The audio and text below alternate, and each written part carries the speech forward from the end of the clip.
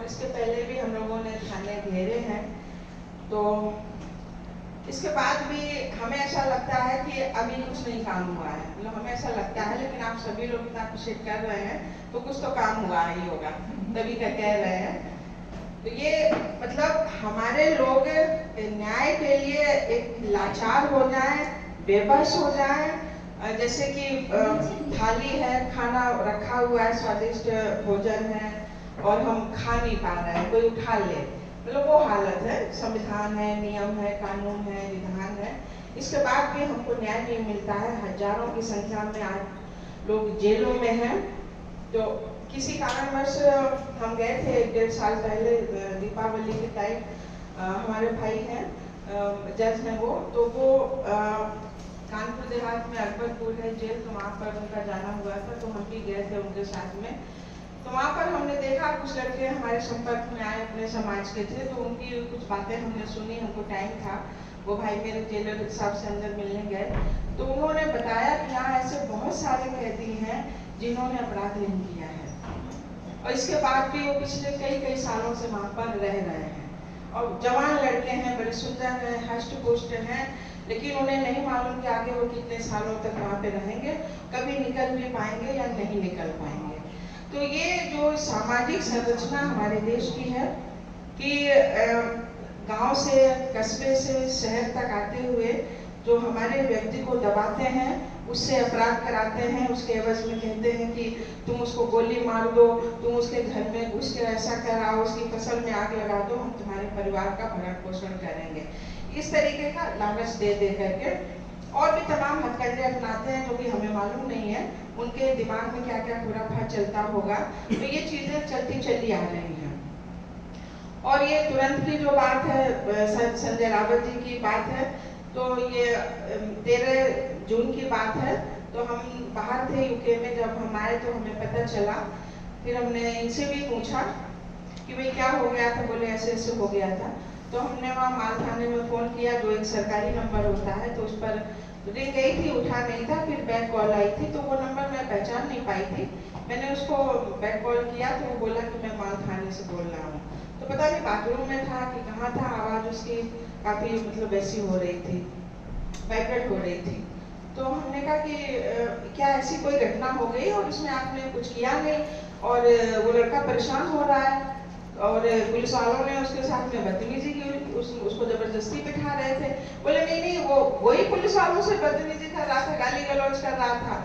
तो हमने कहा अभी तक आपने कोई FIR नहीं हुई, उसको कितने लोगों ने मारा, जरा सी बात हुई, पूरा गांव में दो गांव के लोग बाइक से वहां पर गए और उनकी पत्नी से बदतमीजी की, गाली गलौज किया, पूरा गांव इस बात का गवाह है।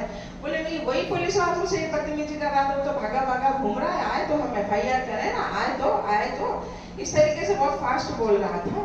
तो हमने कहा ठीक है हम बात करते हैं, हम उसको भेजेंगे और आप जो जिन लोगों ने ये मार पिटाई करी है लड़कों ने, तो आप उसकी FIR करिएगा।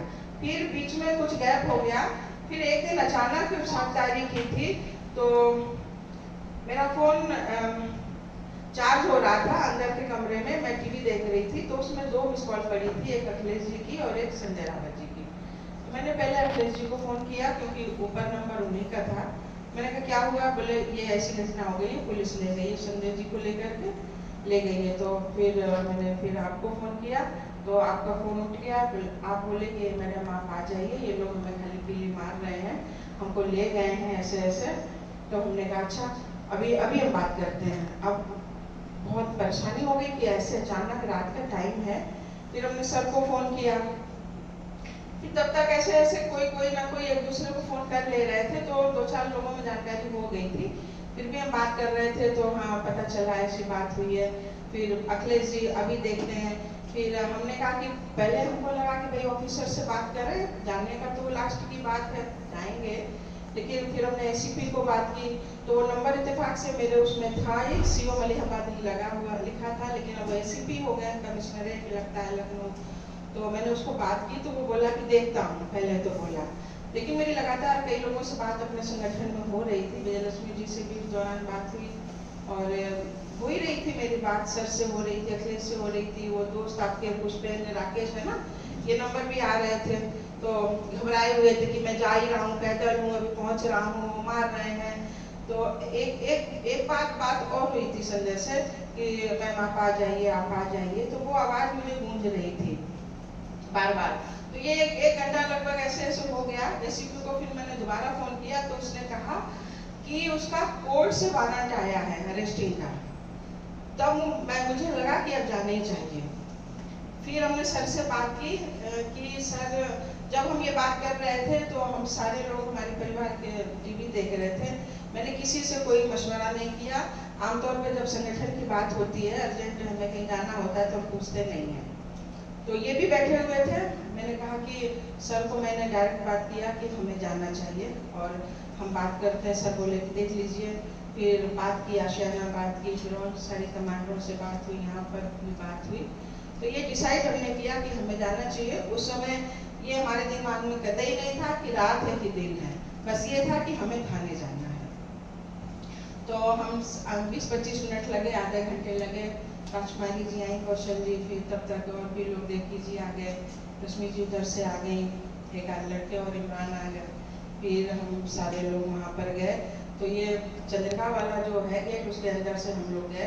तो दोनों तरफ खेत थे, पेड़ थे, पूरी काफी दूर तक ऐसे लग रहा था कि हम ही चल रहे, कोई और गाड़ी नहीं आ जा रही है।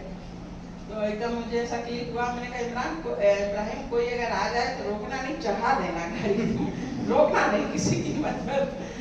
तो ऐसे करके फिर हम लोग वहाँ पहुंचे तो देखा माल एरिया में भी पूरा अंधेरा था। और वहाँ वो जिला पंचायत सदस्य हैं, तब तक हम उनको फोन कर रहे थे रास्ते में भी, तो उनका स्विच ऑफ जा रहा था। फिर मुझे क्लिक हुआ कि उनके हस्बैंड का फोन नंबर नहीं था। फिर मैंने